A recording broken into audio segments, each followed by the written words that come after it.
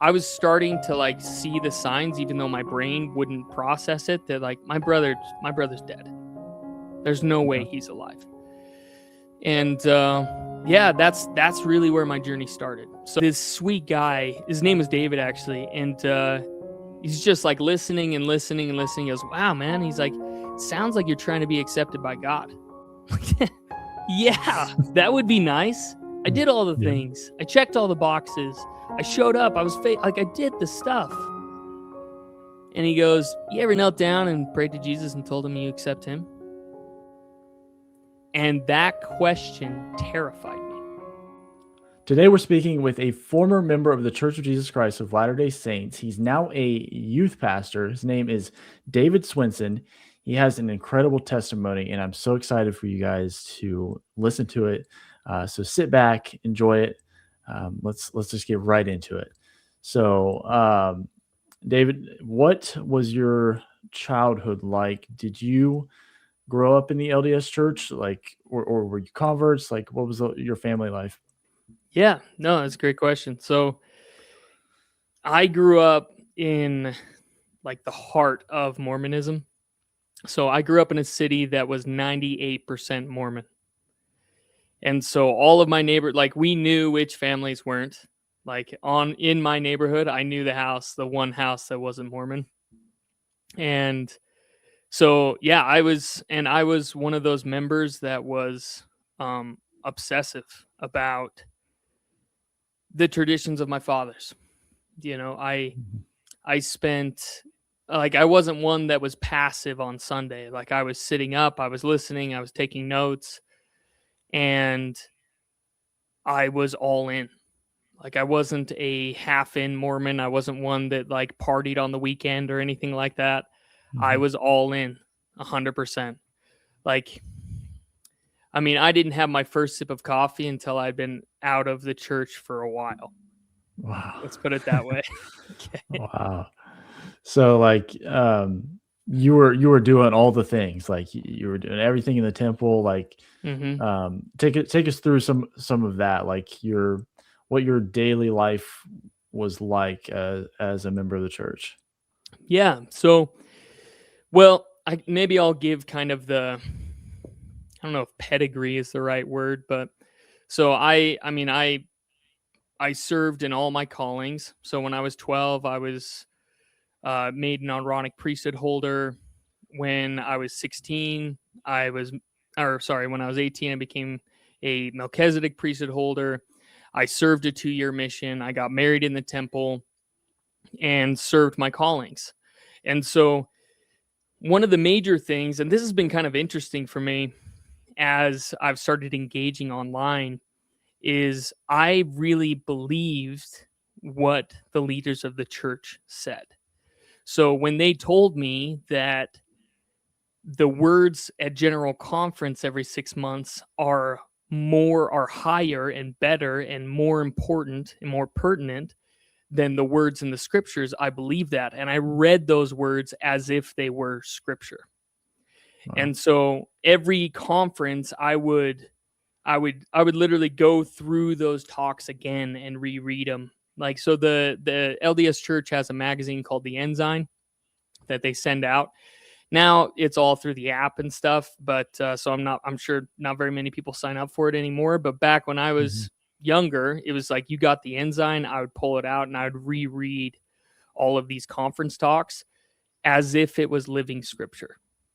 So like, I wasn't one that I took this very seriously. I was going to the temple, at least twice a month, but weekly if I could make it work.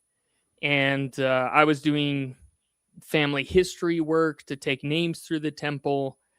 I was fulfilling all of my callings in the church. So even then, like, I was doing some of like the scouting programs. They've separated from the scouts since then, but I've always loved the outdoors. So I did a bunch of stuff with the young men. I just was very, very involved. Okay. So there's pretty much like you weren't just this guy off on the fringes, not doing what he's supposed to do. You were all in, but something totally changed you. So take us through the time. I don't know exactly how much time it was, but maybe like the year or maybe less leading up to you leaving the church and leaving behind all of those things that were so precious to you. Yeah, well, it really started. I can actually give you the exact date of when it started, and then it took about 2 years. So July 27th, 2017. And it started with a phone call. So I have a big family, and my brother just older than me. We were really close. And I got a phone call from my mom because the rest of my family was on a trip. So we do a river rafting trip every year, and a lot of the older kids will go.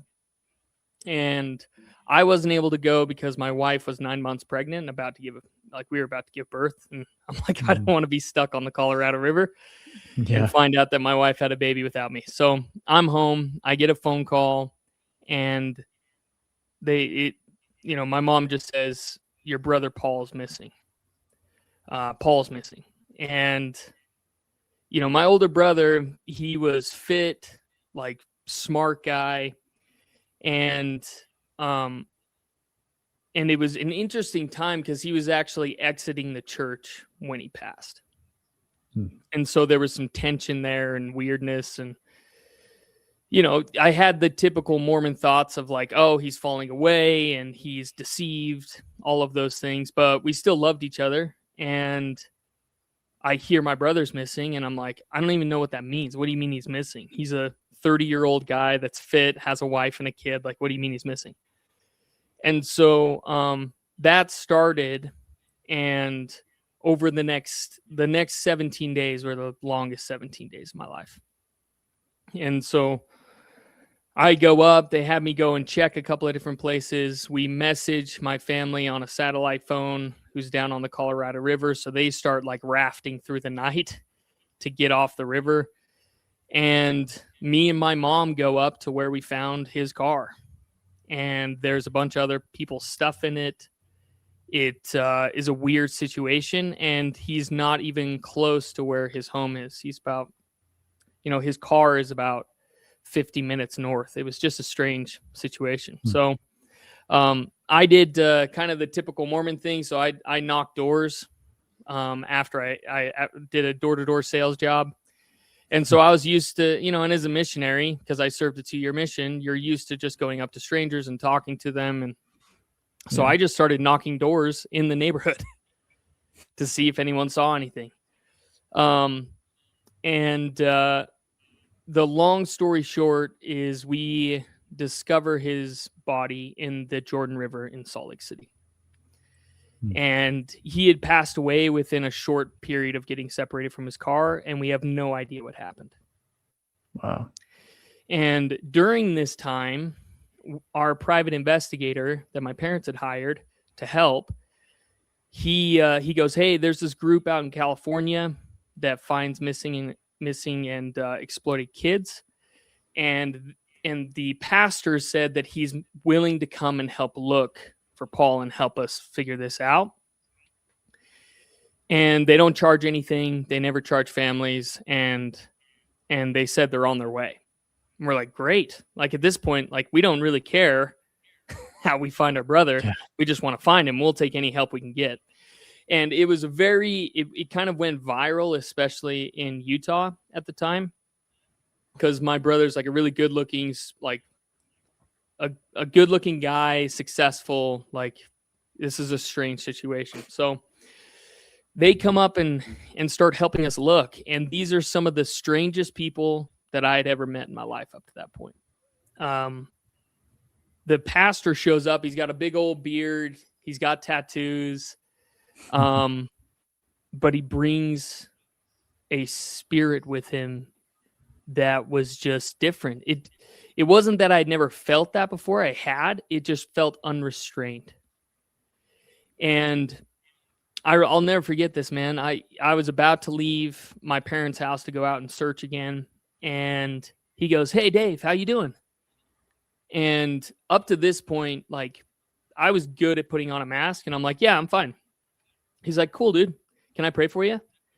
And in Mormon culture, if someone says they're going to pray for you, that means that it's going to be a private thing. They're not going to put their hands on you and pray for you right then. Yeah. And so I'm like, yeah, sure. Thanks. And then he puts his hands on my shoulders and starts praying. And it was literally like he had Jesus on the other line. He's like, here, he has something to say to you. And at this point in my life, like, this was like such a dark period. And this one like faithful prayer was really a light, because I was starting to like see the signs, even though my brain wouldn't process it. That like, my brother's dead. There's no way he's alive. And yeah, that's really where my journey started. So after that, I'll just give a quick breakdown of what happened afterwards. So we have my brother's funeral. And it was on the 18th of August. So it started on the 27th. We have his funeral on the 18th. You know, it's a rough day, but my brother was so charismatic. I mean, literally thousands, like over between, we don't know exactly, but between 1,500 and 2,000 people showed up for his funeral. Wow. Like, there wasn't enough chairs. There's people standing in the hallways. And that, he was just such a charismatic, loving person. Like, he was the guy who would just randomly show up without texting you or letting you know he's coming. He's like, hey man, I was just thinking about you and I got you this thing. Like, he was just that type of person. And I met 100 of his best friends that day, right? Like, every person was like, I'm Paul's best friend, and it just showed his, you know, his love for people. But so we go to bed, we lay my brother to rest, we bury him. I go to bed that night. And when you're searching for someone and you're in that situation, you don't sleep, you hardly eat. And when you do sleep, it's fitful, like you don't get rest. And my wife's 9 months pregnant. So I go to sleep. We get home at like 9. I crash super hard. And at 2:20 in the morning, my wife wakes me up and she's in transition. So she's been dealing with these contractions without telling me. And then she wakes me up and she's like, I think it's time. And she like can't even breathe through the contraction. So a bunch of chaos ensues. And I get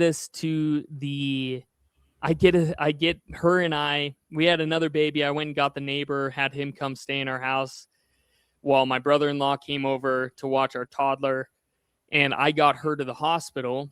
And then me, one nurse, and the secretary at the delivery portion of the hospital deliver my baby. And so that was my wife's first natural birth. Like, there was just zero time for anything. And so literally before the sun rose, like, we saw death on Friday, and by Saturday morning, we're holding a brand new life. And it's my second daughter, and she has red hair like my brother did. And so, like a strawberry blonde. Yeah. And so it was just this really chaotic, crazy time. And what was interesting is after that, because I neglected my business during this time, because it's just like, you know, find my brother, got a new baby. I basically didn't go into work for a month. I was running 2 sales offices and they both tanked and my business went under. And then during that, my wife opened up. It was one of those times like when you just start to have like clarity and what things matter. And I confronted my wife and asked her if she had been abused. I'm like, what happened to you? Because I've noticed patterns now that I was blind to. What happened? And so she opened up about her sexual abuse that had happened for a long time, that her ecclesiastical leader knew about but didn't say anything to her. Like, it was a really messy situation. And so all of that happened in about 6 weeks. Wow. So it was just one of those, you know, just never been squeezed like that before. And that is one thing, like, even before we go any farther, one thing I want to say to the LDS members who are watching this, my goal today is to bring the hope that's found in Jesus above all else. I'm not here to attack or to belittle your faith and your sincerity, but I am here to preach the hope that is found in him. And so, anyway, I just wanted to say that before we keep going. But this is where the indoctrination began to break. I had gotten pushed to this point, and it culminated one night in November. So if we're tracking this, it started in July. Now we're in November, and we had our toddler and our newborn both woke up at the same time, and they're screaming. And I still haven't caught up on sleep, and I haven't. My business is tanking, but I'm still trying to keep it alive. So I'm just under a lot of stress. And my toddler's like screaming, and I can't get her to relax. And I start feeling rage toward her. And I begin to realize that I'm losing control. And I go, oh my, I have to walk away from this for a second. Yeah.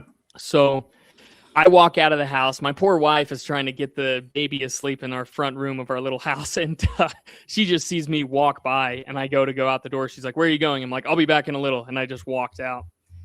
And I started screaming at God and crying out to him. I was so angry at him. I was like, I have done everything you've asked me to do. I fulfilled every checklist that you put in front of me. I checked it off, and I did it faithfully. And he responds. This is the first time I've ever heard the audible voice of God. He responds and goes, Dave, you have to start connecting or you're going to die. This will kill you. And what was interesting about that experience is it split my life in half. And I realized all of these religious things I was doing was actually disconnection. It was putting on a mask. It was trying to make it look good. Mm-hmm. And I didn't actually have very many connections. I didn't have any real friends. I had fake friends, and I had inauthentic relationships because I had never really been authentic. It's not that I wasn't sincere, I was, but that I knew that it had to look a certain way and it had to sound a certain way. And I knew how to get up on church on Sunday and make things look good and talk. And it just split me. And so every time we'd go to church after that, I felt like I was trying to put a mask on that was suffocating me. And I didn't really know how to be totally honest and transparent and authentic at this time. And doing it was really scary. So, long story short, a couple weeks later, I just feel really impressed. I'm like, I'm just going to read Jesus's words, and I'm turning everything else off. Like, I can't deal with all this other stuff. I can't deal with conference talks. I can't deal with constantly being in the LDS app and listening to another. I'm like, I just want to read his words for a while. And that's what I did. And so, and as I read his words over the next year, so we're kind of off and on at this time, and I just keep reading his words. And what was interesting was as I read the words of Jesus, two things happened. First is I made the commitment. I'm like, I don't know if I can tell the truth, but I'm not lying ever again. I'm not going to lie. No matter what the cost is, I'm not going to lie. And then the second thing that happened that was really interesting is fear became disgusting to me. Like, it felt gross. And so I'm reading and I'm reading. I'm going through this stuff.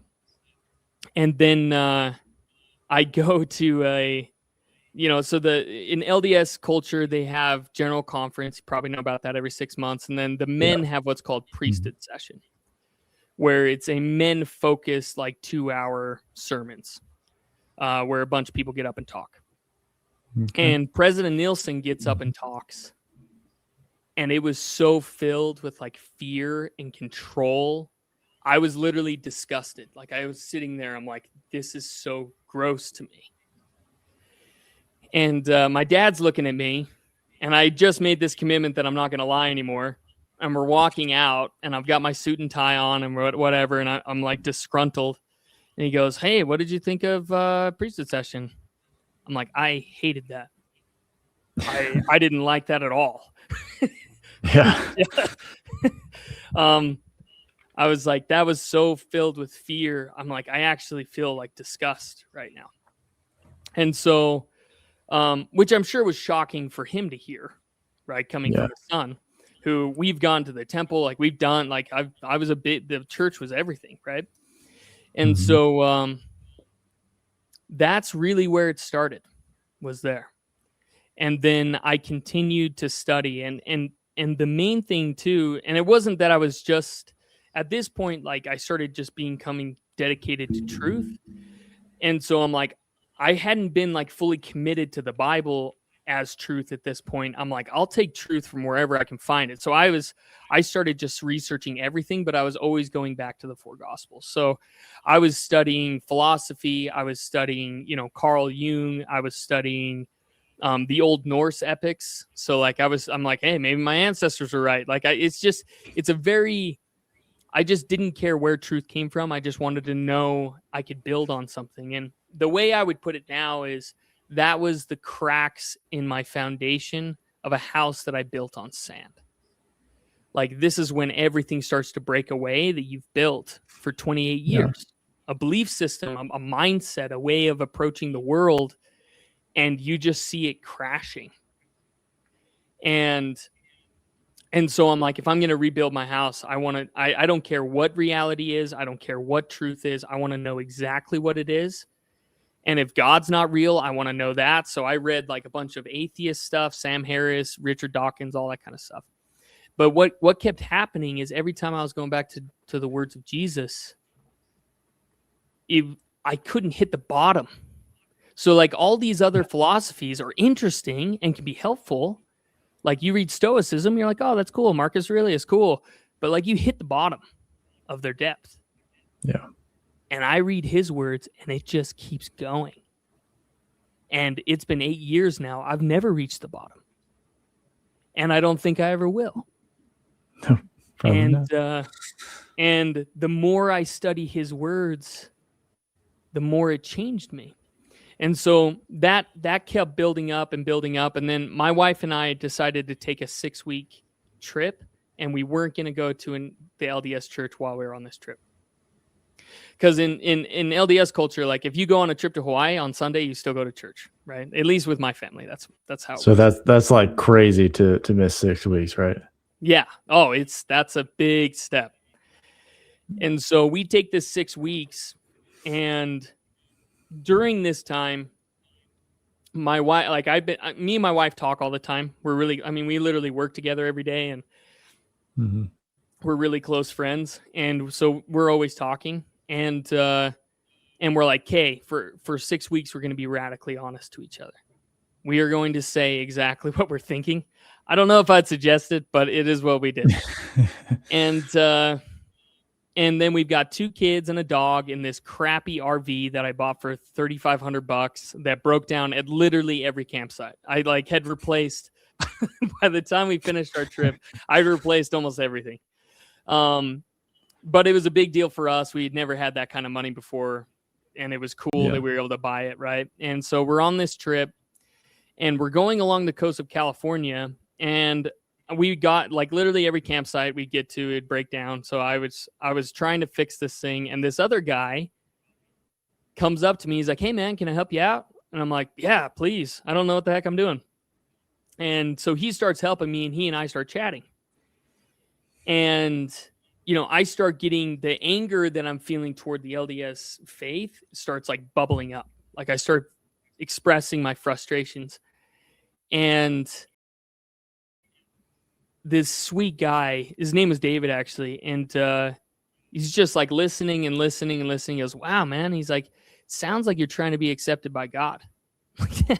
Yeah, that would be nice. I did all the things. I checked all the boxes. I showed up. I was like, I did the stuff. And he goes, you ever knelt down and prayed to Jesus and told him you accept him? And that question terrified me, because I was like I said, like I was a Mormon who wanted to research everything, who wanted to make sure he was doing the right things. And so I had read Bruce R. McConkie's Mormon Doctrine. And in that, he says that there are some people that fancy themselves, they think they have this special relationship with Jesus and they pray to him. You are not supposed to pray to Jesus. And made it very explicit. And so this was like an act of rebellion on my end to pray to Jesus. Yeah. And so, of course, David, being the good Christian, he's like, hey, man, he's like, let's pray right now.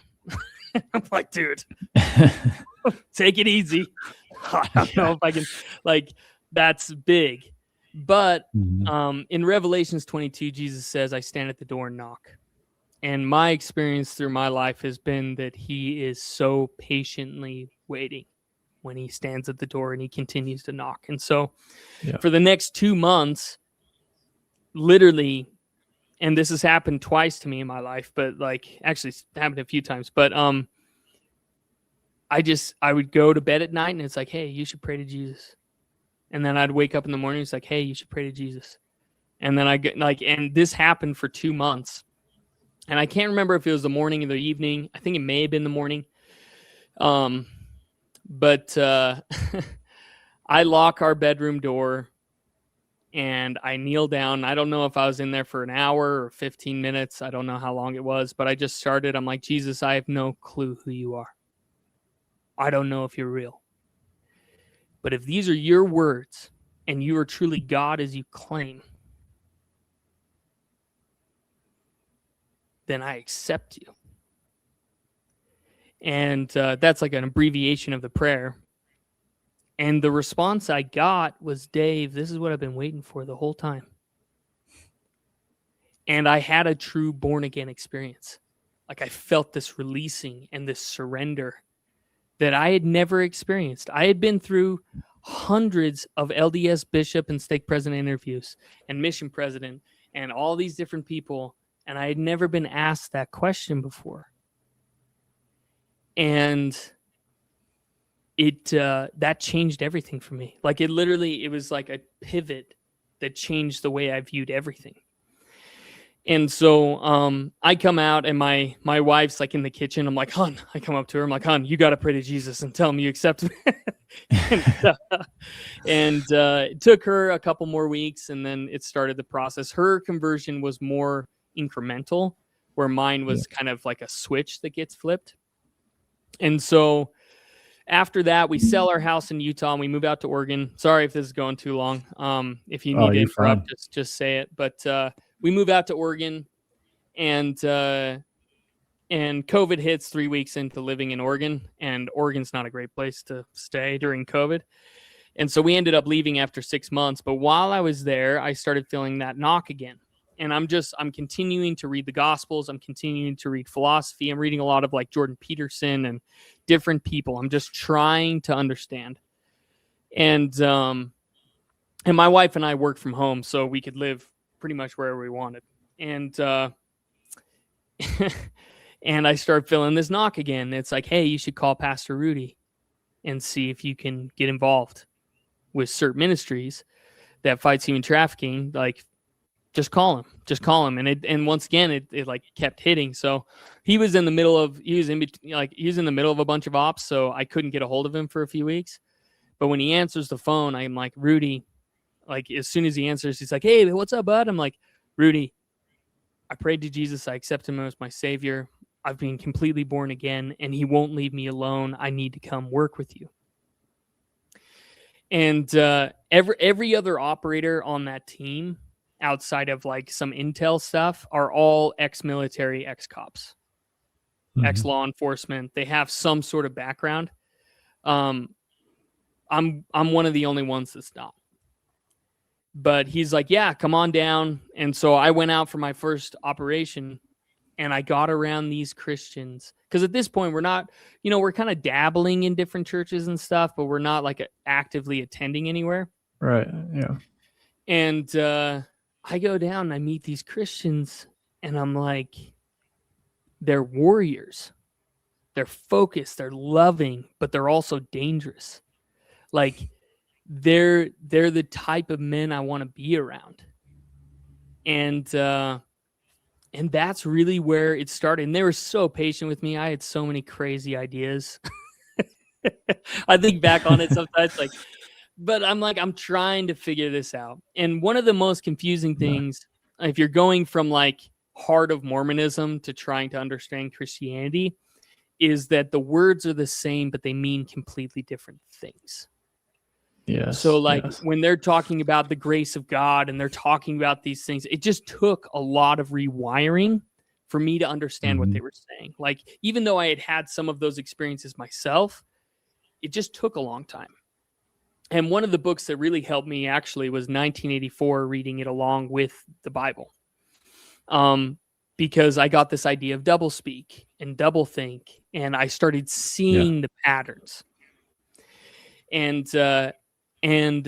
anyway, that was kind of we went up to that point. I went out for my first op, and then we're moving back from Oregon because they were all losing their minds there, and it was crazy. And I'm like, I don't want my kids around this. And so we moved back. We don't even have our boxes unpacked yet, but CERT's doing a fundraiser in Salt Lake City, like 20 minutes away.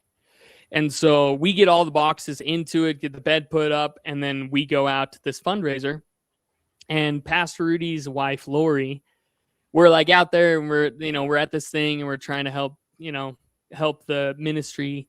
And she looks at me and she goes, "Hey, would you want to get baptized?" I'm like, "Can I get baptized?" She's like, "Yeah, you can get baptized." I'm like, "I would love to get baptized."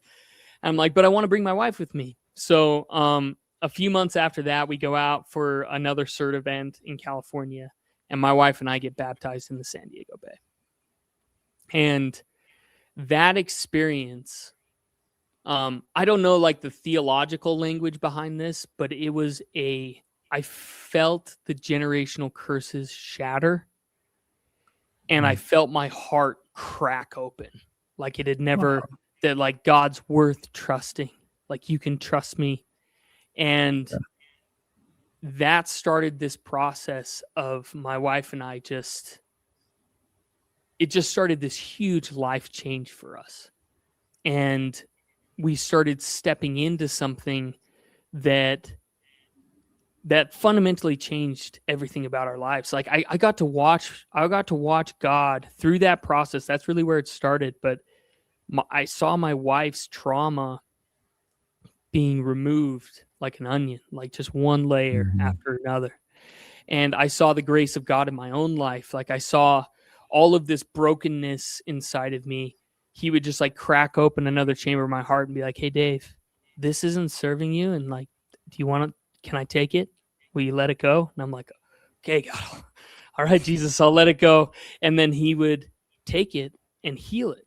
And I would watch him tear out these things that were like rooted inside of me. And I would watch the evil fruit that came from that just wash away. And this is kind of before I started getting more deep into the claims of Christianity in terms of like a triune God. Like I'm like, I don't know about any of that. All I know is that Jesus saved me, and he saved my wife, and he saved my family. And that's all I care about. But I ended up getting challenged by a family member who was calling the Trinity pagan and all the kind of the classic tropes. Yeah. And what I told this family member, I'm like, "Look, you are incredibly articulate. You might win this conversation, but that doesn't mean you're right." I'm like, "So I'm more of a researcher and I want to understand." I'm like, "So give me a month." And so over the next month, I got deep into trying to understand the Trinity. And it was so obvious when I read it, because this is before I had gotten into like the arguments for it or anything like that. I'm like, it's so obvious in the text that it's there. Yeah. That God is so much bigger. Like the one thing that is really, I'm still have trouble articulating is how big God is. that like before God was, you read Alma 42 and it says that that God could cease to be God, and that you are this embryo of him, and that you're on the same path. And then I get introduced to this God who, with a word, created everything. That he spoke into the void and created everything. And that a mind and a will is the foundation upon which all reality is built on. Like it was so much bigger. And there are times where it's hard to even comprehend. And this is where I think a lot of LDS apologists attack Christians on this point. But it's like, okay, try to comprehend 100 million light years across the Milky Way galaxy. So like, try to actually think about that. That's true. Like, that is so big. It's so hard. Like, I can think about it conceptually, but it is a big, big topic. And the fact of the matter is that Jesus claimed to be him. And that he is the same God that looked down and said, "Let there be light." And that he is the same God who, like, one thing that was interesting, and this was a big point for my wife, actually.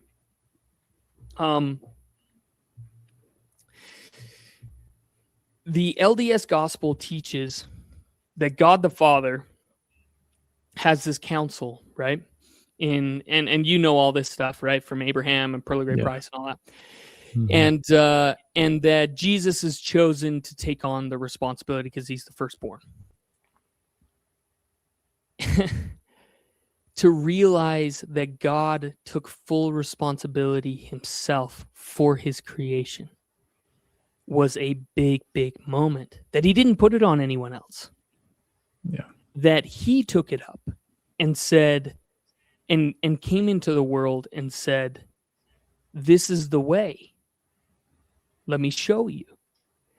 And that made a God that suffers with us, not one that like sits far away. Like, I remember when I was Mormon, God the Father felt distant, like almost like the CEO whose door never really opens. You're supposed to talk to him, but you pray through Jesus to the Father. And so you don't really talk to Jesus, but then the Father isn't, at least this was my experience, is he felt far away. He didn't feel like he was involved. Like he was the CEO signing checks and hidden in the back versus the God of the Bible who stepped into suffering completely and isn't separate. That the heart of the Father is crucified on that cross just as like, and the Son is like, the way my mind opened and how big God is, like all of a sudden I could go and if people, like I would listen to Christians and I would listen to these incredible miracles and these incredible experiences. And I'm like, wow, that's God's so big and he's so good. And he sees the suffering. And then when I combine that with the, some of the horrible things I've seen with the anti-trafficking stuff that I've done. And then he's like, he is pointing at that 14-year-old girl who's getting abused. And he's like, I'm sending my guys to get her out.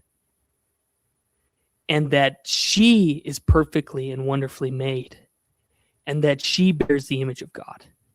And then to watch that redemptive process, like I brought this up to a friend of mine when we went and got breakfast the other morning. I'm like, imagine that girl in the most, like, I can't think of a worse situation. She's being violated 50 times a day, being addicted to drugs, being in this horrible situation, and then trying to sell the Mormon conception of who God is to someone like that.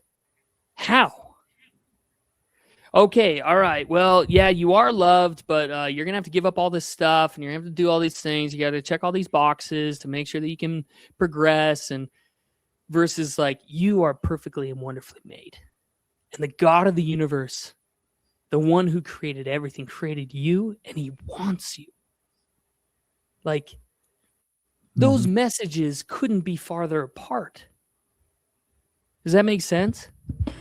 Yeah, it's, I mean, just realizing how big God is, and the fact that he was even willing to take on flesh, to stoop down to our level, and to live for us and to die for us is just like it's almost too hard to grasp. And it's like the book of Acts says, you killed the author of life.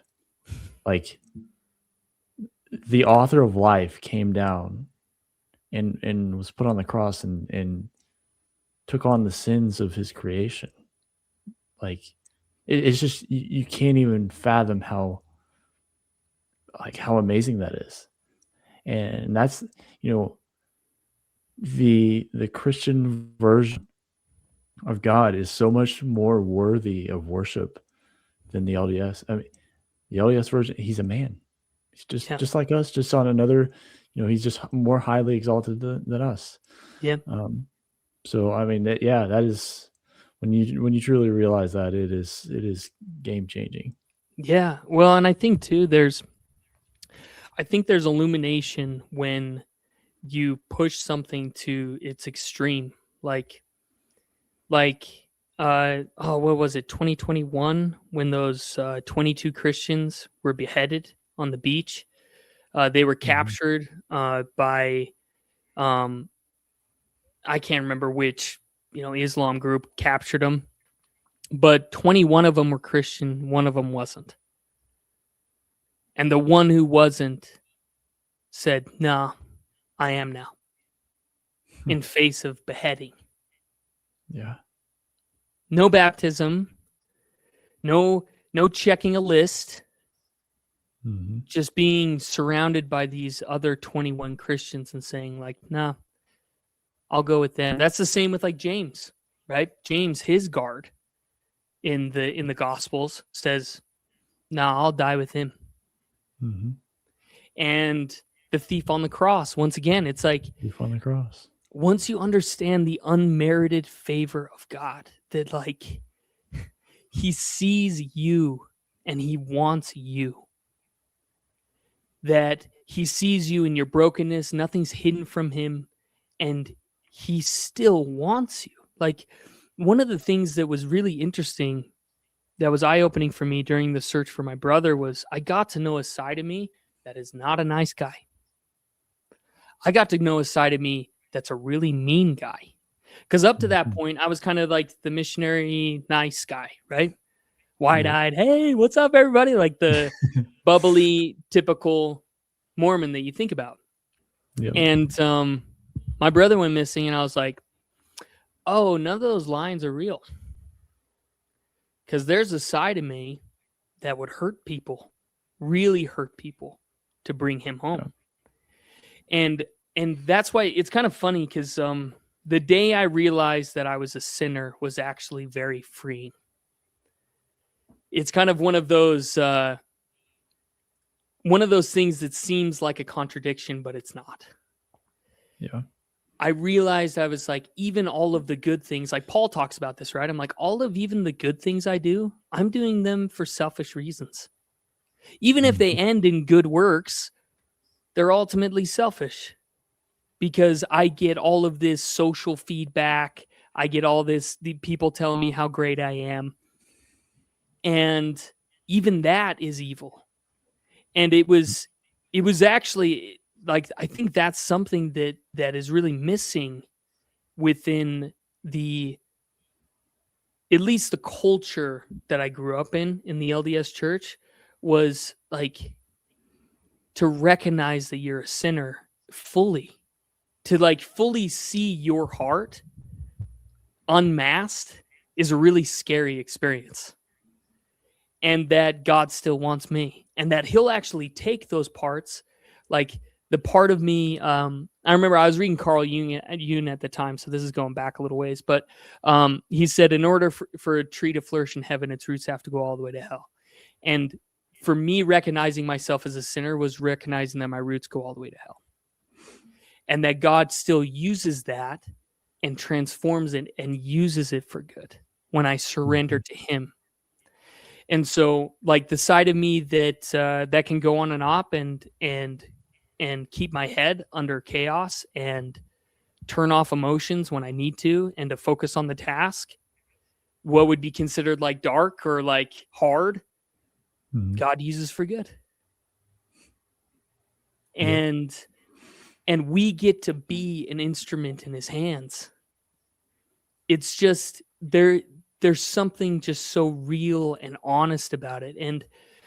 And he's not surprised. I know this sounds like this might sound like naive, but when I realize that God, he's not shocked that I have problems. Because for 28 years, I thought of God as like, I thought especially of the Father as a disappointed father, quietly discontent that I'm not living up to his standard, that I'm not living it perfectly. And then God shifted and became someone who's like, I know you're broken, and I still want you. My hand stretches out still. I still want to have this relationship with you. And it changes everything.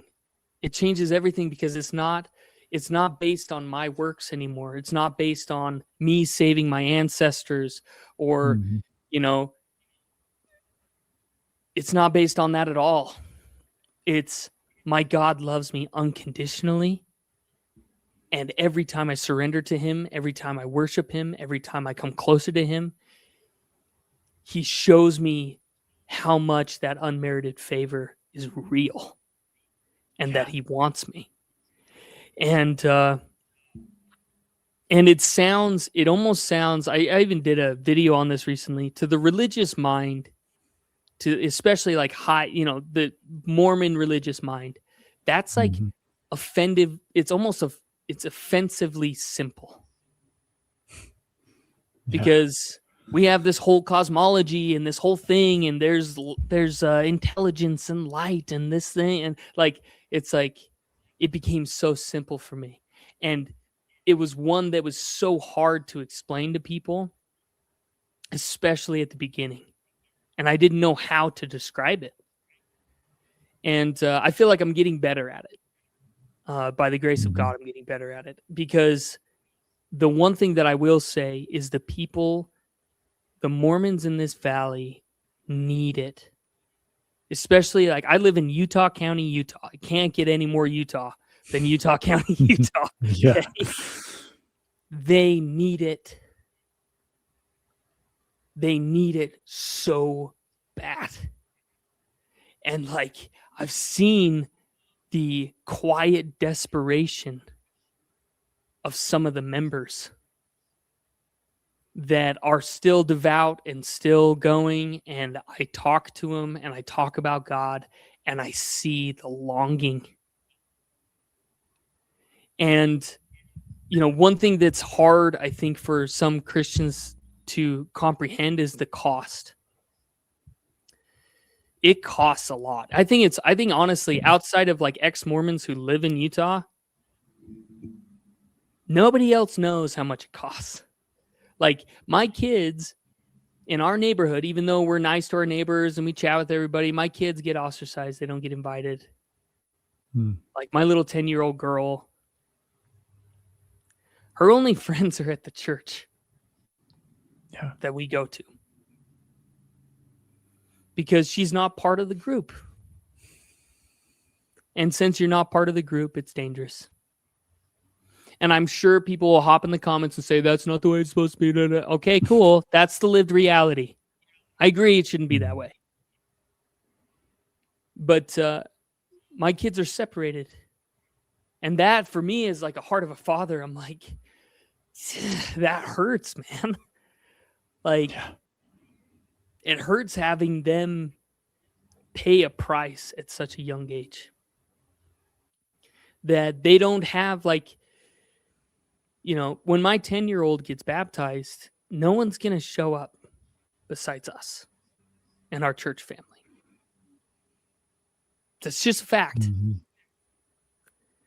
And because it's outside of what they believe. And so there is such a high cost. That's why, like, one thing I'll say to Christians, and I get pushback on this all the time, but I'm like, I think there are Mormons who know Jesus. I don't know how they stay and do that, but I think there definitely are Mormons who know Jesus and have a real relationship with him. And I don't have any negative feelings toward them at all if they stay. At all. Because, like, you know, if you're working at BYU and then you find out the church isn't true, what are you going to do? Yeah. You know what I mean? If everybody at your job, which a lot of the startups here are all, you know, all Mormons, if your job, now you're not going to get that promotion because all of a sudden you're not as trustworthy as you were before. Like, that cost and that is very, very high. And I think really it's because we have to live in it. Like, I live here. These are my neighbors. These are my friends. And so I think that there's a lot of them that Sorry, go ahead. There's a lot of them that a lot of people who that don't believe the church is true, but they stay just because that's all they have, right? Is that what you're? Yeah, that's exactly what I'm saying. And I don't think I'm not in a position to judge that situation. Like, all I want to do is preach Jesus and grace and have them come to know him and to challenge them to pray to Jesus. Because there's tons of them that, like, if you go against, or even if you leave the church and you try to do it nicely, the cost is crazy high. Like, I've even noticed that with a lot of these videos I've tried to make, where I try to be really, really respectful and careful with my words and be as respectful as possible to the LDS way of thinking. The immediate negative feedback that is so, like, vitriolic. It's like there's a part of me where, like, I don't know, man. I grew up on job sites around a bunch of blue collar guys. Like, you have to learn how to clap back and like have quick responses. There's a side of me where I'm like, well, you know, like, I just want to, like, clap back at them. But Jesus tells me not to, so I'm not going to. But the major thing, though, is they need to find the hope that's found only in Jesus. Because one thing that was illuminating for me, I'd be curious to see what you think about this. So while I was reading the 4 Gospels, I read a bunch of other stuff too. Like, I read a good portion of the Quran. I read the Bhagavad Gita. I read a bunch of New Age philosophy. I read, like, mindset books, all this different stuff. And I feel like God opened up my mind to be able to see patterns more clearly. And I realized that pattern of, like, hey, here's your ladder you build to God. Okay, if you're Buddhist, meditate in a cave, let go of your possessions, and you'll build your way to God. If you're Hindu, then it's going to be on karma, and you're going to try to, like, basically adjust the karmic scale so that when you come back again, you're in a better spot. If you're atheist, then there is no ladder and there is no God. And if you're Mormon, it's like, hey, you get baptized at 8 years old, you get the Aaronic priesthood, you get the Melchizedek priesthood, you get married in the temple, you keep all of your commitments, you endure to the end, and you keep your loyalty to the church, or you're not saved. And the gospel is offensive to that because it's none of that. It says the God of heaven came down the ladder. And when Jesus talks about the lost sheep, you are the lost sheep. Heaven are the ones who are fine. You're the lost sheep. He's coming after you personally. And he wants you. That is just such a different, your confidence as you fall into difficult situations is so different when you're like, my God's got my back and he wanted me. So whatever happens, I'm going to trust him. It's just, it's a completely different, it's different than any other religious text that I've ever read, and different than any other mindset. It literally inverts everything else. Yeah, it's like truly when you look at every other religion in the world, it's always about how can we get to God? What can we do to attain this and to get heaven, to get this blessing, to whatever. And it kind of reminds me of the story of the Pharisee, where he was standing on the street corner, and he was there to be seen by people and say, hey, look at what I've done. But Jesus says there's another guy there, and he was there just beating his chest, said, God, have mercy on me, a sinner. And it is that guy who went away justified. And it wasn't the Pharisee who said, I've done this and I've done this and I've done this and I've done this. It was that guy who was willing to humble himself to say, I am nothing. I am nothing but a sinner. God have mercy on me. Yeah. That guy is the one who went away justified. And every other religion in the world is that Pharisee. Look what I've done.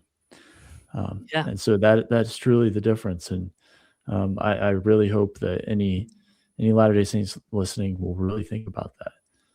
And Jesus is, I know it may be hard to to grasp or understand, but Jesus is worth more than all you have. All you have in Utah, all you have, all your comfort in the LDS church, he's worth more than it all. And we don't make videos like this to just like bash you guys. We truly want you to have this. We truly want you to know Christ and to have the peace which surpasses all understanding. And so that's why we do this. And I just hope that people will hear that and hear our heart in this, Yeah. And that's what I hope too. I just, in all of my conversations, it was so interesting listening to your interview with Kwaku. Because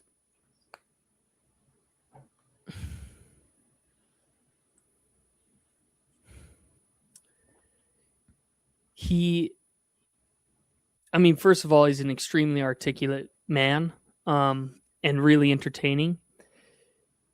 And he's really good at pointing out some of the problems with a Protestant worldview. And my question would have been to him, as someone who's been through the temple, and because he talked about tribalism and he talked about all this stuff, and I'm like, dude, that's why I left the LDS church.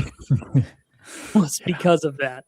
Because one thing that's been so interesting for me is my mind has been able to open up so much more, because I can go with a Christian that believes, one specific interpretation of the creation story and another one that believes this.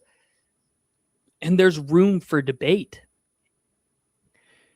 Outside of the salvific gospel, there's all this place for you to flex your intellectual muscles and to stretch your mind to try to comprehend things. And I get to sit down with someone, if you had someone who's an evolutionary creationist versus hardcore, creationist, but guess what? We'll both take communion together. And because it's Jesus on the cross and resurrected, and that he is the only way to the Father. Like, we get to have all of these debates. It was actually like such a, because within the LDS framework, you have an answer for everything. You're like, oh, I have this question. You're like, research it up, and then you have you've got an answer. And one thing that I'd be curious to see what you thought about this in your interview. I was so interested that he doesn't take the words of the apostles. At least this is, and sorry if I'm saying this wrong, dude. This isn't a criticism. I took those words seriously. I feel like he doesn't. Like, I thought that we were supposed to believe that, like, no, the prophet is the one who speaks for God. And if I'm going to hold that to the same standard as the Bible and as the Book of Mormon and all these other things, like I can't comprehend somebody that can just flex and move around in that system. Yeah. I mean, I've met him. I don't comprehend it. And maybe it's part of my psychology. Maybe it's just the way my brain works. But it was like, no, when they said it, that's what I believed. And when I got focused on Jesus alone, like, I believe his words. That's when salvation happened. It didn't happen from reading the Book of Mormon twice a year. It didn't happen from going on a 2-year mission. It didn't happen from going to the temple almost every week. None of that transformation happened. And because it was all based on my works and my ability and my willpower. And so getting introduced to the gospel of Jesus and reading his words without the LDS lens is like one of the most freeing, incredible experiences. Yeah. Yeah. I think Kwaku, he was really kind of being honest with what he said about, like, I don't know who speaks for the church, because he's trying to understand how one prophet can say one thing, another prophet can say another thing that totally contradicts this guy. Like, he understands that there is objective truth out there, that they can't both be true at the same time. So he's like, he's kind of stuck. And that's one of the many problems with the LDS church is it really can't come down to what the authorities say, because they have contradicted each other. The only thing it can come down to for them is your personal testimony. When all this seems so confusing, you're left with, well, I still have my testimony. I believe God has told me that this is true and this is true. So that's what I'm going to go with. And I feel like that's where a lot of Latter-day Saints are. And, some of them were ripping Kwaku for what he said. They were saying, well, obviously it's the prophet that speaks for the church. But when you really think about it, like, if these are people who are supposed to be speaking for God, leading the church, for God, they're appointed by God to lead the church, they shouldn't be contradicting each other on doctrine. Things like the Adam God doctrine. I mean, that's some, like, either Adam is God or he's not.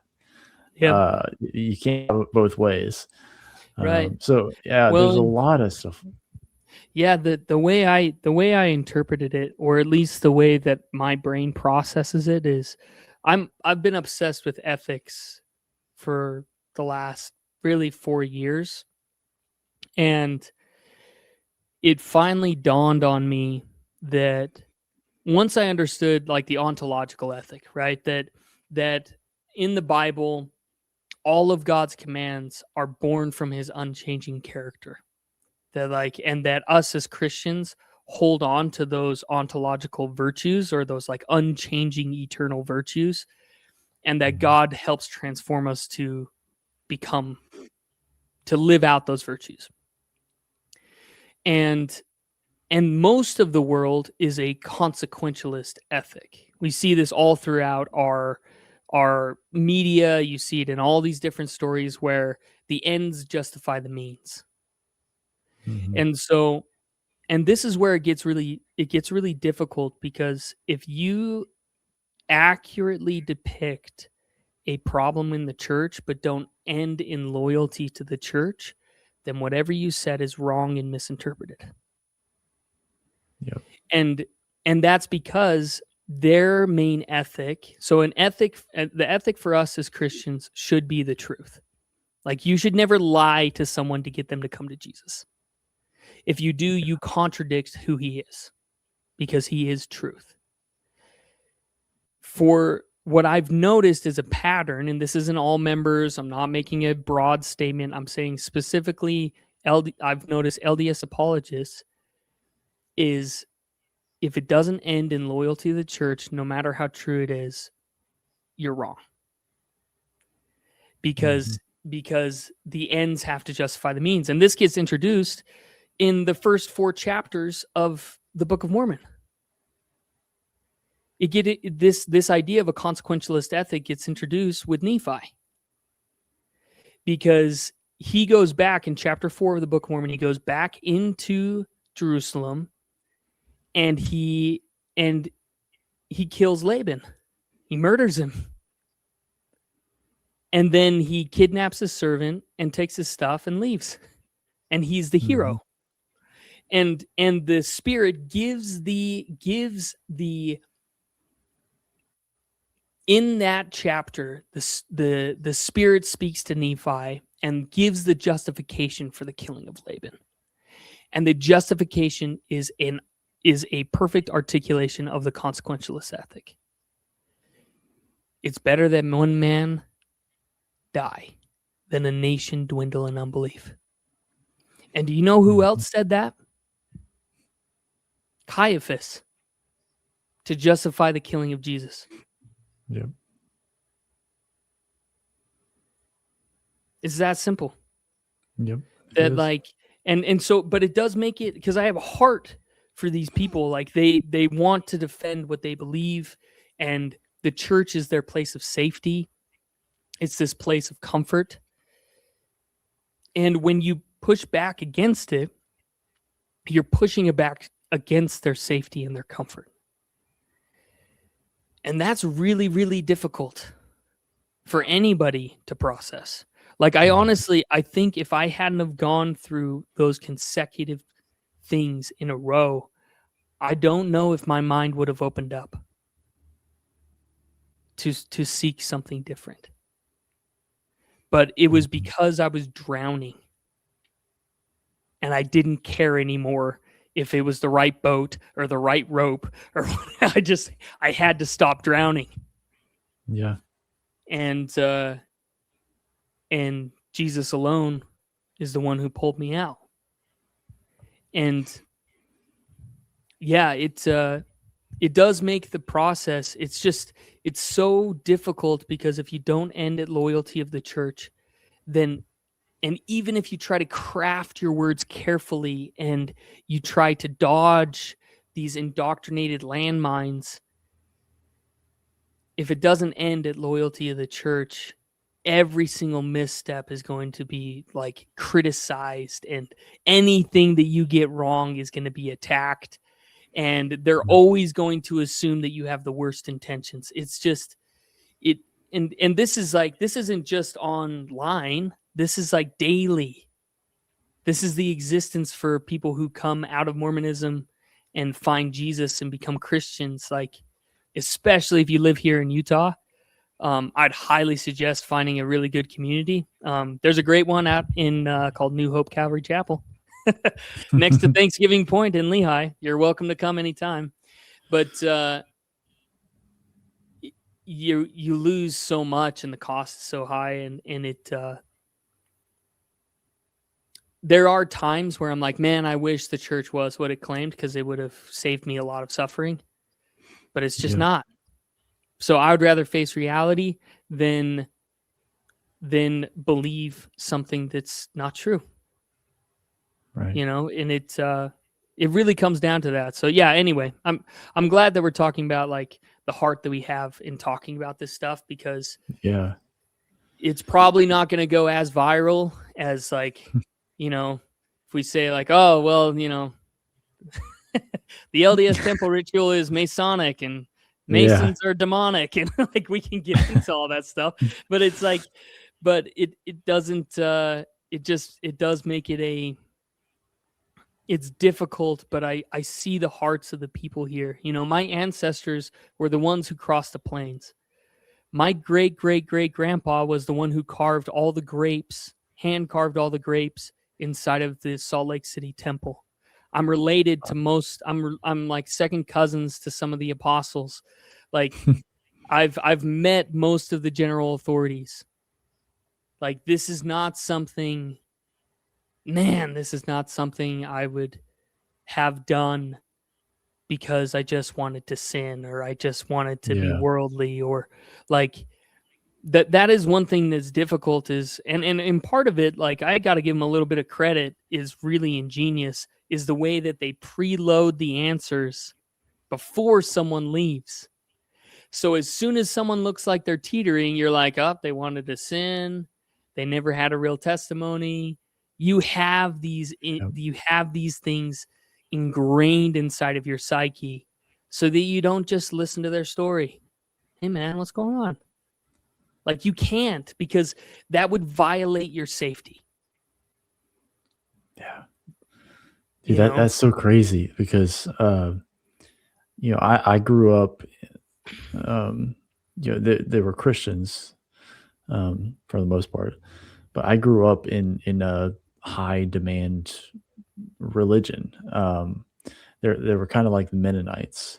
There's a lot of like rules and holiness standards, dress standards. Like there's a lot of things that you have to do and live up to. And it's like when somebody left that church, um, it was like oh wow. It's not like you're just leaving, one fellowship and going to another. It's like, I don't know if they're saved. Like why did they leave? Do they want to just go live like the world? Because the system I was in, like we were supposed to be separate from the world. We're not to look like them. We're not to do the things that they do. And that's the first thought. It's like, well, they just want to be like the world. So they're going to go off to these different churches. Who knows what's going on there? And they're going to go and probably buy a TV and start watching bad things on TV. Like all these different kind of things can like run through your mind, instead of just like they didn't realize that this person left because what they were in was not in agreement with scripture, not all the way at least. And that's why like I left that.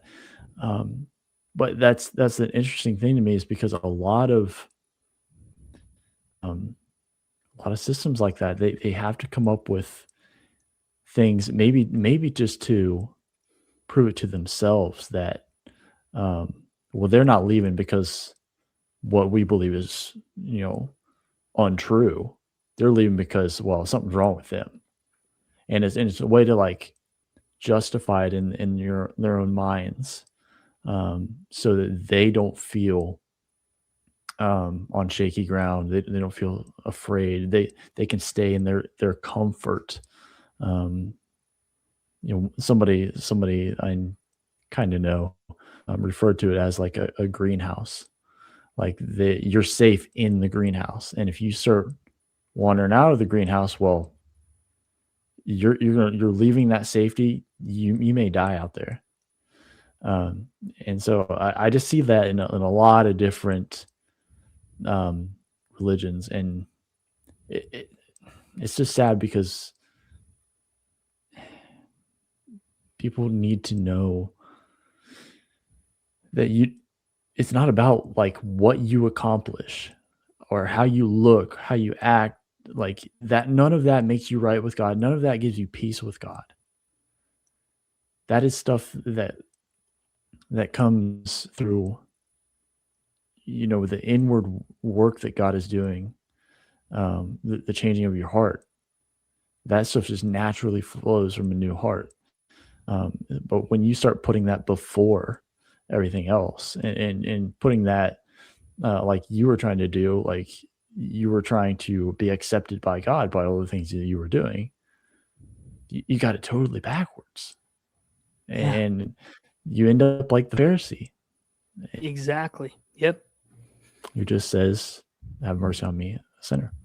Yeah. So, like, Well, and that's one what of would my you say to yeah. what would you say to like the Latter Day Saints that may be watching, anybody that might be watching that um, maybe they're questioning the church, maybe they know it's not true, but they're afraid to leave. Like, Mhm. what would you say to them? Well, so the church does one other thing that unfortunately I see a lot of the ex-Mormon community accept. Like they let go of a lot of stuff. So I guess I'll speak to the tip, like kind of what I've seen is the typical pattern of an ex-Mormon, Hmm. and then challenge that. And then I'll answer that question as well. One of the patterns is the church constantly talks about that if this isn't true, nothing is. And unfortunately, a lot of the ex-Mormon community continue to believe that after they leave. And Hmm. that's why a lot of them, they become highly political, or they leave God altogether. Um that's a lie. That's not the truth. And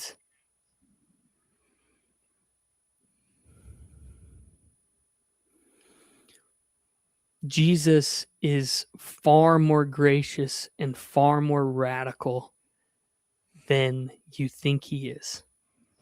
Like, the one thing I would tell you, if you're thinking about leaving or you're questioning or you're trying to discover, is read his words. Come to know him, because the Jesus I got introduced to in the four gospels is a wild homeless preacher from Nazareth 2000 years ago who had calloused hands and a strong back, and will take you on one of the most incredible adventures. Like, we've talked about some of the costs. The blessings are big, man. Yeah. They are big.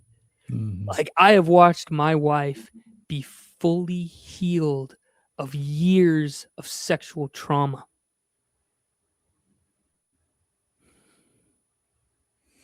My favorite person in the world, person I love more than anyone else alive, I got to watch God heal her, and now I get to see her sing on Sundays and preach the word, and she is a righteous lion for God, like lioness, like she is ready. It's the most incredible thing, and you get to introduce your kids to a God whose love is not conditioned on their performance. Yeah.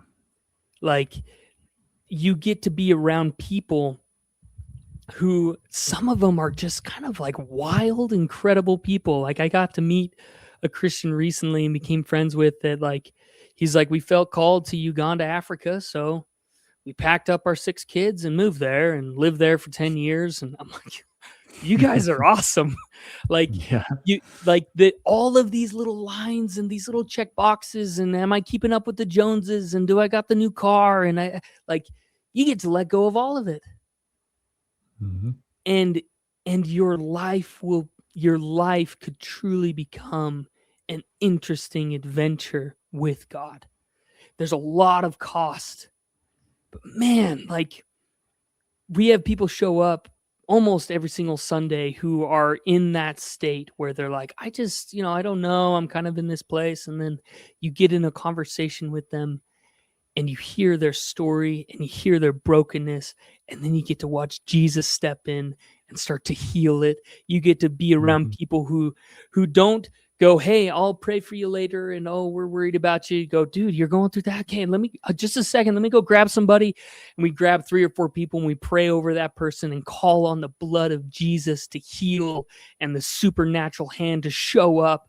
And guess what? He does.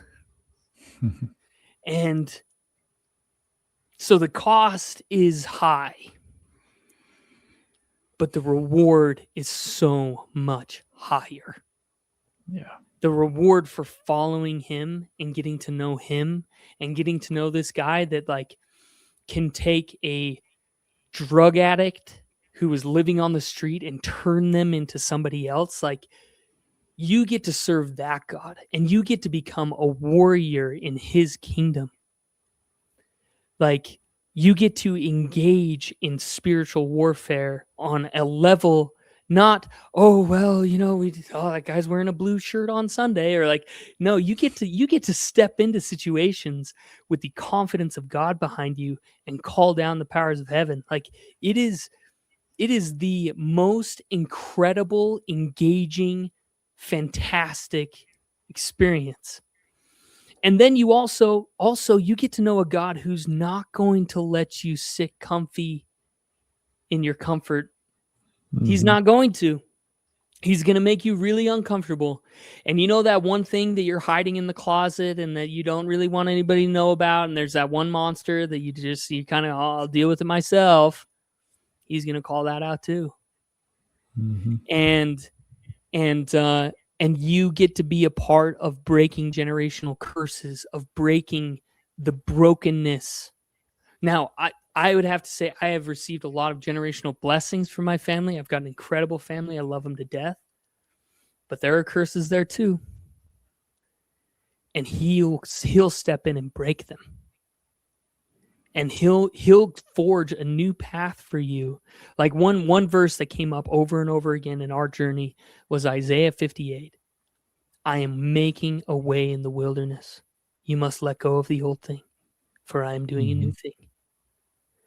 And we get to be a part of that. And you get to step into confidence because you understand that you're broken. That's why the day that you admit that you're a sinner is one of the most honest days of your life. And he's going to take you even though you're broken, and he's going to do an incredible work with you. And he's going to change. Like, if you've got children and you see some of these indoctrinative processes within the church that are harmful, you get to just break those. My girls will, if I pray to God every day about this, but like my kids, I've got 3 girls and a boy. They are going to know that God loves them unconditionally and wants them and wants a relationship, because no matter what this other stuff that happens, the ministry at home, nothing matters more than that. And we get to be that. We get to do that. And God is so much more gracious and loving and kind than you could ever imagine. Yep. And so, yeah, sorry if I went on too long, but like that's the main message. That's all I want to get on top of my car and think like that's all I want to preach. Yep. That's all I want to tell everybody. Because the day it happens, man, I've seen so much transformation. I've seen so much of the gracious hand of God. If he can take, like, I got to attend a wedding.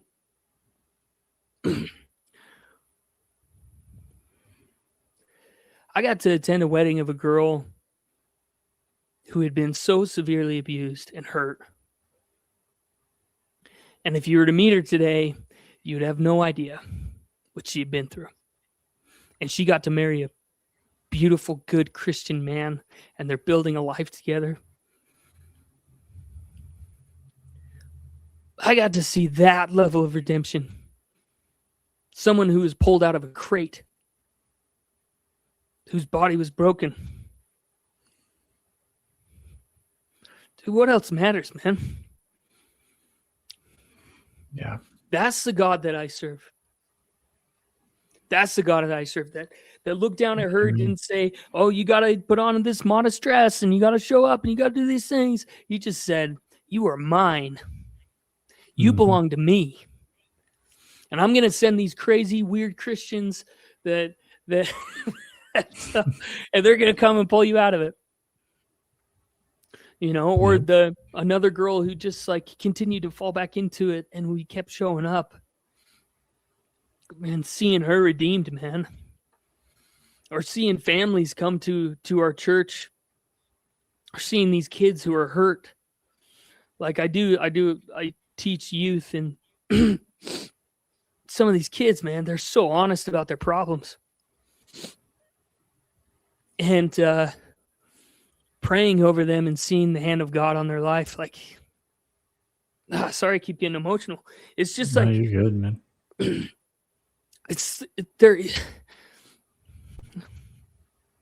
It is so simple, but it is the most powerful thing that exists. That, like, in the world that we live in, with all of this distraction, the God of the universe looks down. And if you're watching this and you're questioning the church and you're going through something, the God of the universe was hung on a cross for you. And you were on his mind while he was hanging there. Mm-hmm. And he's not asking you to check boxes. He's not asking you to come to him perfect, to clean up before you show up. He says, man, come right now. I want you. And so if you're in a moment of desperation, I would beg you to cry out to Jesus. And I've been so shocked at how often he answers. If you don't mind, can I tell just like a quick story? Just one more that. Yeah, go for it. So cool. I got to meet this guy. And I'm sure you run into this, but like when you talk about being a Christian and you're open about your faith, all of a sudden people just tell you like some of the things that they're facing. Yes. And this thing was just like the coolest experience.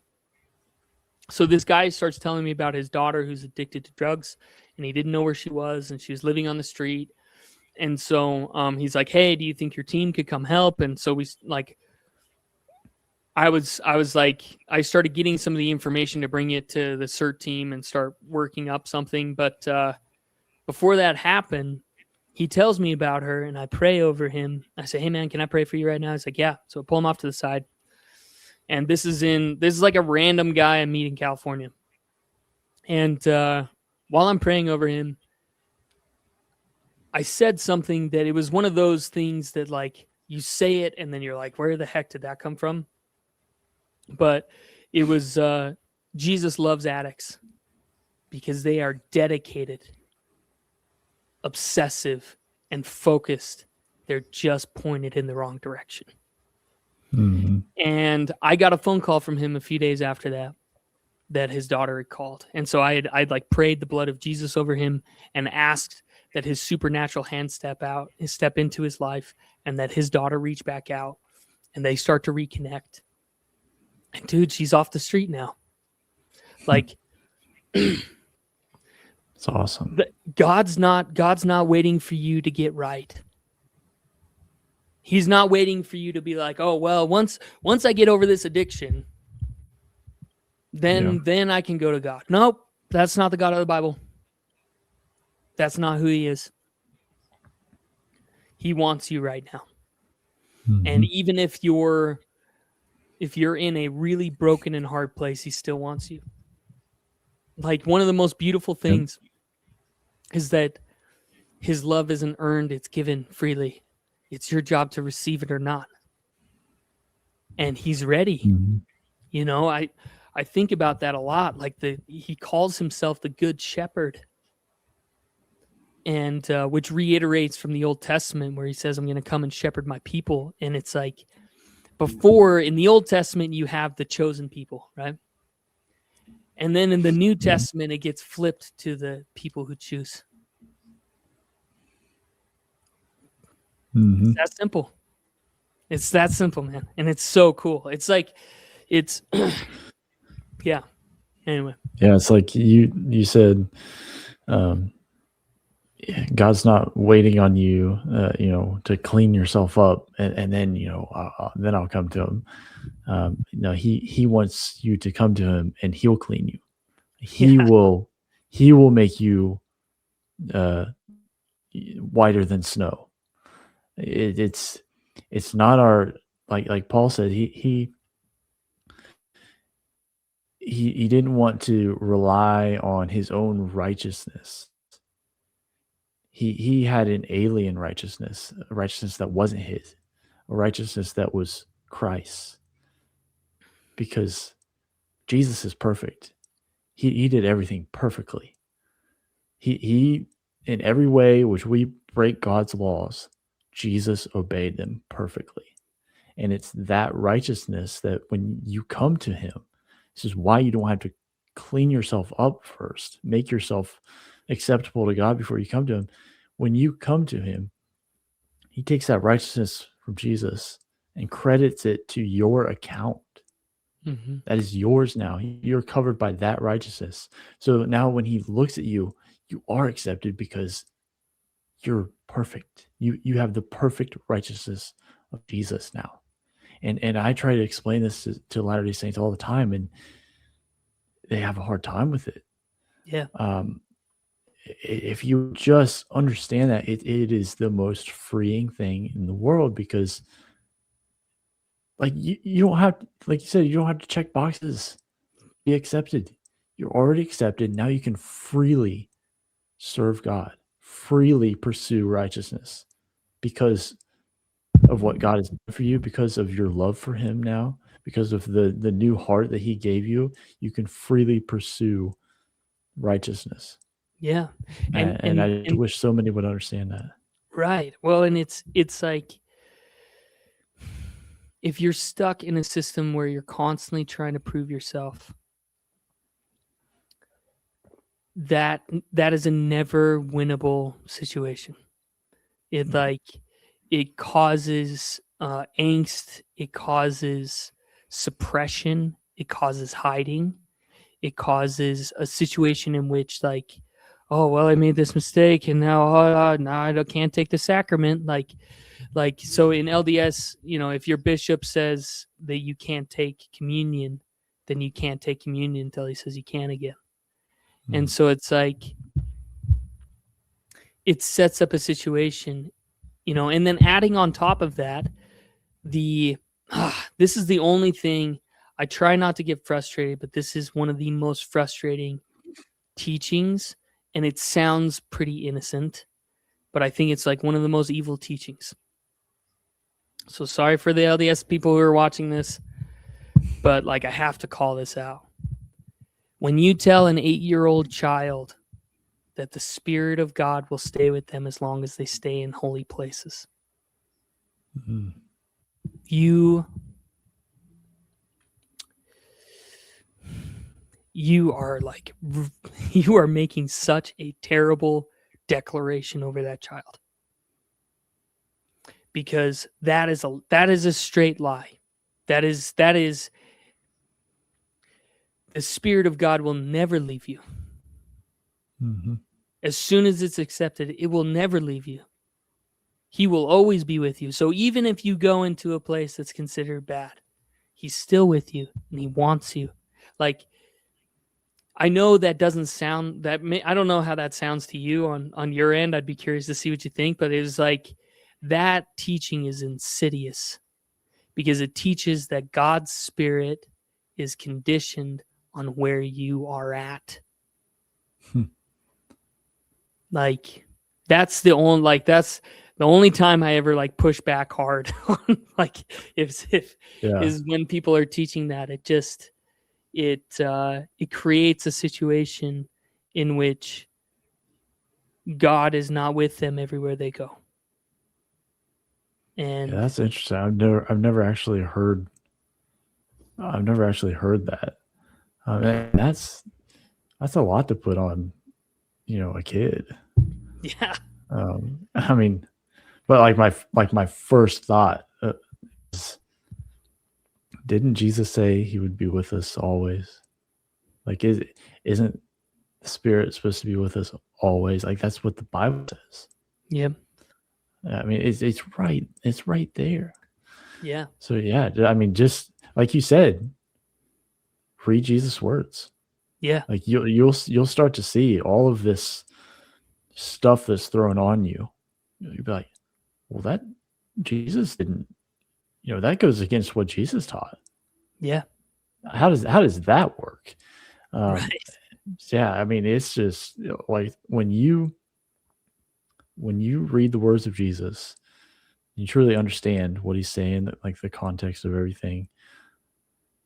I don't see how you can stay in the church unless you were just there's such a heavy lens on you that you just can't see it.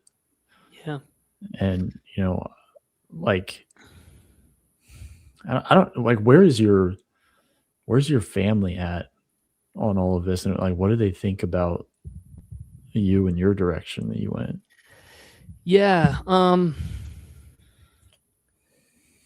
One of the more difficult things is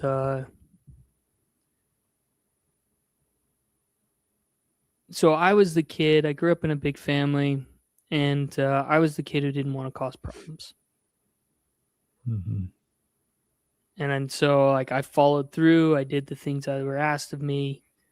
I showed up. I stuck with it. Like I wanted to be the son who didn't cause problems. That's a hard thing to lose, man. Yeah. Like I had to sacrifice my parents' approval at the altar of Jesus because I want his approval more. And Mm-hmm. it's not something that's like outright, or it's not something that is constant. It's just one of those like to going from being the one who is trusted to the one who people are afraid of is that's difficult. I think the main way they process it, because my wife and I do a bunch of stuff differently than everybody else. Now they just say, "Oh, that's just Natalie and Dave," because like we do home births, we do homeschooling, we have our own businesses, and so we kind of do everything differently. But yeah, it's just like an unspoken tension, and my heart, especially as a kid, is like I wanted to be the kid that I wanted to be the son who was always a help and an asset and not a liability. Mm-hmm. And I believe I still am that son, but it's not taken that way.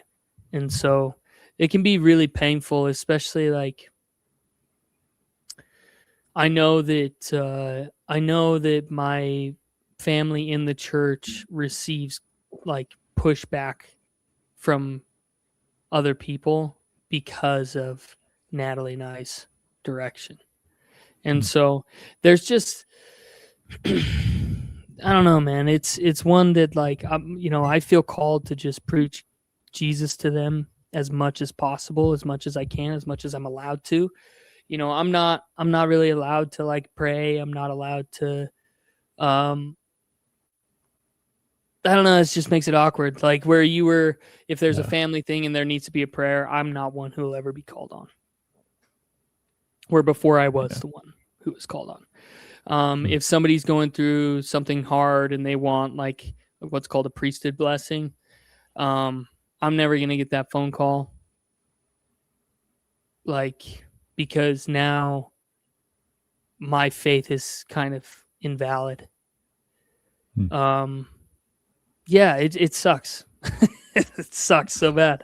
Because I love my family and I want them to do well, and I want them to get to know Jesus. I do not care if they leave the church or if they stay. I don't care. I just don't. I just want them to know Jesus, period. I want them to get to know him. that all of this striving and all of this work and all these things, like, it's unnecessary. It's not that you won't do good works, but it's unnecessary to receive the love of God. Yeah. And I wish that they would know that. And that's really all I want to do, man. Like, I want to see that same redemption, and I don't care what the outcome is after, but like, I want them to receive I want them to receive Jesus. Like, I want them to pray to him and know that he's not disappointed or angry with them, that he wants them, that his heart is after them. Like, Mm-hmm. and it's one of the more difficult things, like, just when you were someone who was trusted and a confidant before, and having that taken away because you don't follow their religion anymore. Yeah, anyway. I don't know if that answers the question, but it's just like, yeah, that part sucks. That's not heavy, not fun. man. Yeah. No. But yeah, just be patient. You know, the Lord may do a great work in their lives through you. You never know. You never know what God's doing. But yeah, I think it's tough. A lot of people deal with the same thing that you're dealing with. So yeah, I pray that they will see who Jesus really is, and that God will use you in that. And I think that would be amazing. So just don't ever give up hope, and just be patient. Well, yeah, at the end of the day, I trust him. Yeah. I trust God that he cares about them far more. Like, I care about him a lot, but like, he cares about them far more, and that he's doing the work. You know, like, that was like one big kind of aha moment for me, was that anytime I'm feeling anxiety and stress, that I'm taking on the responsibility of Jesus. And so, like, I trust that no matter how it shakes out, that he cares about them, he's after them too, and that if the situation arises, that I am ready to step in, and ready to help. That's I think I trust him, and the truth is, even though I grew up with people and I feel like I know them pretty well, truth is I don't, and they don't know me, and I don't know what's in someone's heart, and I can't know. Yeah. And so, and a lot of them don't know what's going on here. It's kind of, there's times where I feel like similar to what Jesus was saying to his apostles, where I'm like, you don't know what's going on. You don't know what's going on here, you know? And and I go back to that myself, because the truth is, I don't know what's going on. Like, I know that Jesus is real. I know that redemption is real, but like, God's doing a work that I can't see. And so at the end of the day, I trust him that he's good, that he wants them, and that he's doing the work, not me. And so, and I don't know of any other practical decision to make, because it's like, if I go and try to attack their beliefs, all that's going to happen is because I would do the exact same thing if I was in their shoes. I'd freaking grind my heels in and not hear a word. And so, I trust that God will show the fruit, and that he will, that he'll do the work. Because at the end of the day, all we can do is invite people to Jesus. It's the Holy Spirit that does the work. It's God who is after them. And because sometimes, I don't know if you run into this, but I'm like, oh, if I can just perfect and articulate things in this interesting way, then all of a sudden they're going to be able to see. But the gospel is foolishness to those who haven't been saved. And it's like, and I'm not saying that all Mormons haven't been saved. Okay. So take it easy in the comments, but, but it is foolishness. And so, it's not, when we take on that responsibility, not saying that we shouldn't get better at articulating and get better at explaining the points. We should.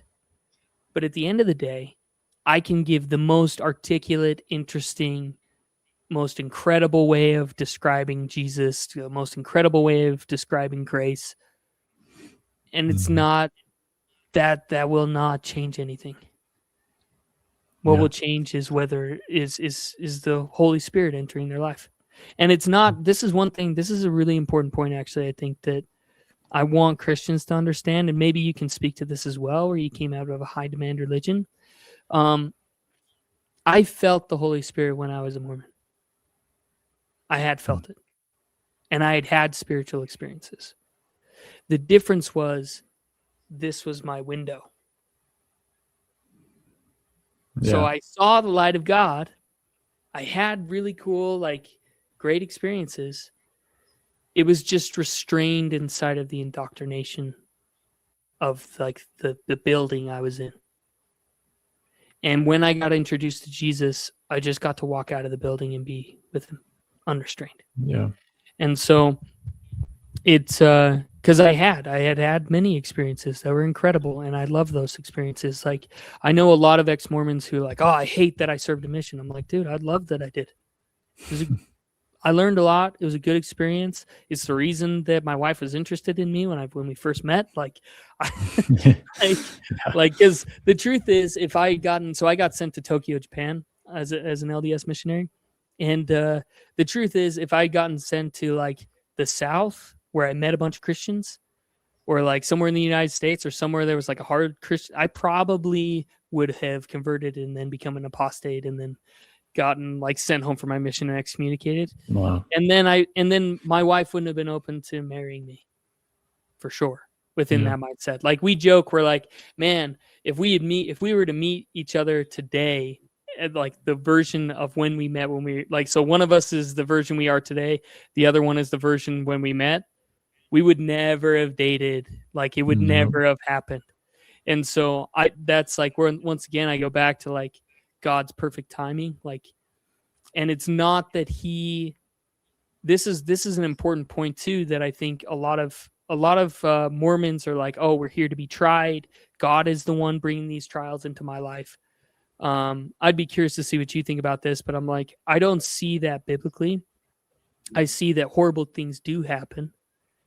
That is not the heart of the Father, but he can take anything and turn it for good. So God didn't kill my brother in order for me to come to Jesus. My brother died out of horrible circumstances. He took that and used it for good. He took that and he shifted it. God's not up there with a magnifying glass trying to burn you to see if you'll stay. It's sin and brokenness is a part of the world we exist in. But he can take any situation and turn it for good. He can take any brokenness and turn it for good. And yeah, anyway, I'd be curious to see what you think about that. Yeah, I might have a different perspective on that than you. I think that God does bring trials into our lives, but the purpose is to, well, it depends on where we're at, but the purpose of every trial in my life, I can clearly see it's been the work of God to help grow me closer to him and make me more like him in every single trial that I've been through. So I know that it's God putting these things in my life to, sometimes it takes something radical. It takes something crazy to shake me and be okay, I got to stop thinking I'm in control of my life. I got to stop thinking I have to do this, this, and this, and rely on myself and rely on this person, that person, and just rely on God. Like Yeah. every single time. Like I was one of the biggest radical changes in my life happened in 2021. And I was, I wanted to be a travel influencer. And I was going head first into that. Just my entire life was centered around that. That's what I wanted. That is what's going to make me happy in my Mm. life. That's what's going to fix all my problems. Um, and God broke me. Like he had a lot of things going on in my life. I didn't have many friends. I wanted a girlfriend. I could never find anybody. And he there was just so many things that he used in that time to break me. I was depressed. Nothing was working, and I was just I didn't know what to do. I went on a hike in a park, and I was just listening to a sermon. And the guy he was in Philippians, um, and he eventually got to you're trying to find satisfaction. You're trying to find all these things that are going to fill you and satisfy you, but it's not God. You're taking all these things, put them on yourself, and say, "Oh, this will do it. This will do it."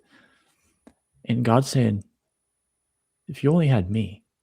I'm over here saying, "If I had this, if I had this, if I had this, then I'd be truly satisfied." And God is saying, Mm. "If only you had me. Yeah. If only you gave everything to me, then you would be truly satisfied." So that's what changed my whole direction in life. That's why I'm here right now doing all Yeah. this. Yeah. That year is when I started social media. Um, so it's just been a radical change, and it's just every point in my life when there's some kind of trial going on, I know that it's God doing something to make me more like Him, Yeah. and every Yeah. single time it has, it Yeah. really has. Well, and it's interesting. I actually really like that you push back on this. It's because the way, like, I had a friend ask me the other day. He's like, "What is sin?" He's like, "What is sin?" And I'm like, that's a good question. Because I could give like the arrow example, and I could give a bunch of different Yeah. examples, right? Archery term, but I was like, sin is anything between me and God that I'm putting between us.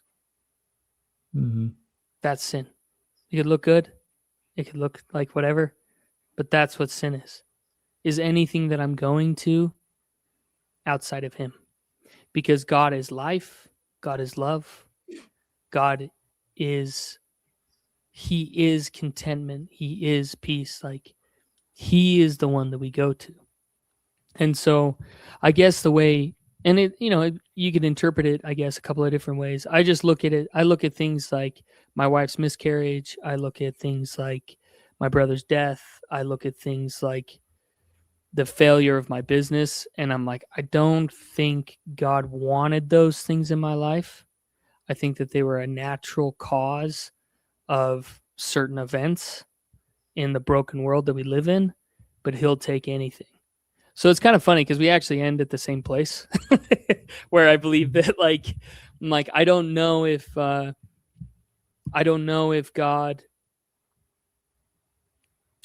I guess for me, it's like I don't believe that God put my wife through a miscarriage while we were fundraising and like out at a cert thing to fundraise for Hmm. them, because He wanted to teach her some lesson. But I think that because of the broken world that we live in, miscarriage is a part of it. Um, and He took that and helped her have a deeper relationship with Him. Hmm. Um, because I don't know, dude, you hold a little, like, you're in a hotel room and your wife's holding a little teeny, like, growing child. Yeah. I just don't think I don't think God wanted that for her. But I think he'll take it, and it's like, hey, this is a biological result of living here, and I'm going to show you how much more I love you. And your next birth is going to be transformative, and your kids are going to be there, and they're going to be praying, and it's going to be pain-free. Like, I think he can take those situations and be like, I understand the brokenness here, but I'm going to work it out, because you remove, like, in that situation, you can kind of choose one way or another. You can put that in front of you and God, or you can dive deeper into him and your relationship with him. And so I don't know. I guess I interpret it the same. We end at the same place. I don't think, at least from what I see in scripture, is I don't see that as like the heart of God, that's what he wants to have happen to us. I think it's a result of where we live. So anyway. Yeah. Yeah, no, I get that. Yeah, I definitely get that. Yeah, man. I mean, I think this has been an awesome discussion. Like, I hope people made it to the end of this, because just everybody like this, we've been recording almost 2 hours, and it just flew by for me, man. Yeah, same here. That was awesome. I mean, you have such an incredible story. And I hope this video can reach just one person that's maybe going through the same struggles you were,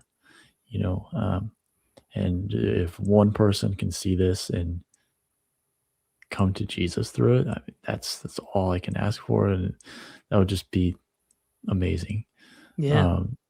And I just hope that the new things that you're doing. Like you said, you were starting a podcast, right? Yeah. So I'm starting the Unapologetics podcast. So it's like an unapologetic follower of Jesus. Little double entendre thing going on there, but yeah, I'm getting that up and going right now. I kind of started just on TikTok to just try putting some of these ideas out there, and but I'm feeling more and more pulled toward it, and my scheduling's opening up quite a bit to be able to do that. And then we serve a ton in our local church. So if you're in Utah County and you're trying to find a place where people are they're honest about their problems, and we're just all a bunch of sinners trying to figure it out and figure it out together, there's an awesome community with the New Hope Calvary Chapel in Lehi, Utah. And just a really cool group of people, really transparent and honest, and not trying to pretend that we've got it all together. I really like them.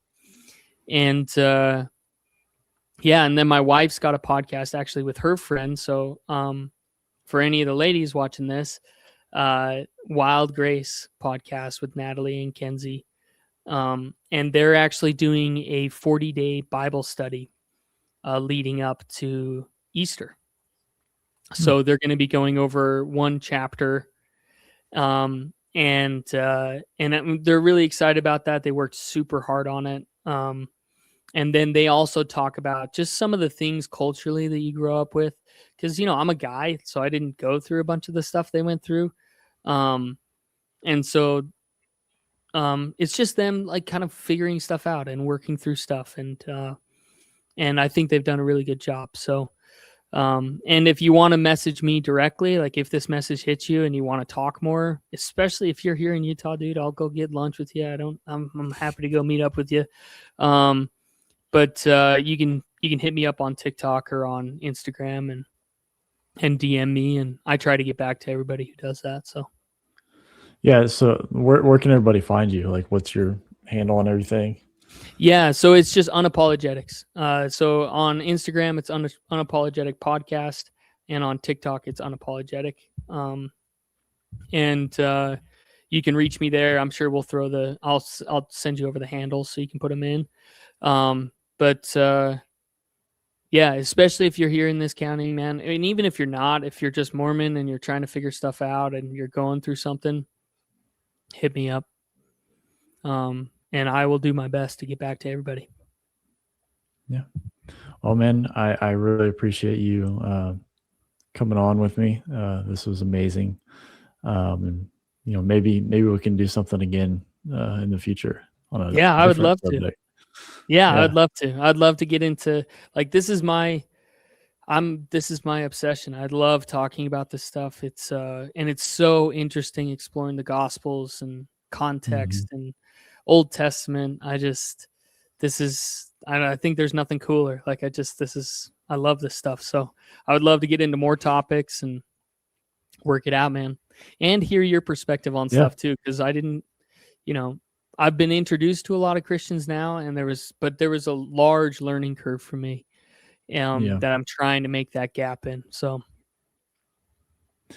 Yeah, man. We'll definitely do it again.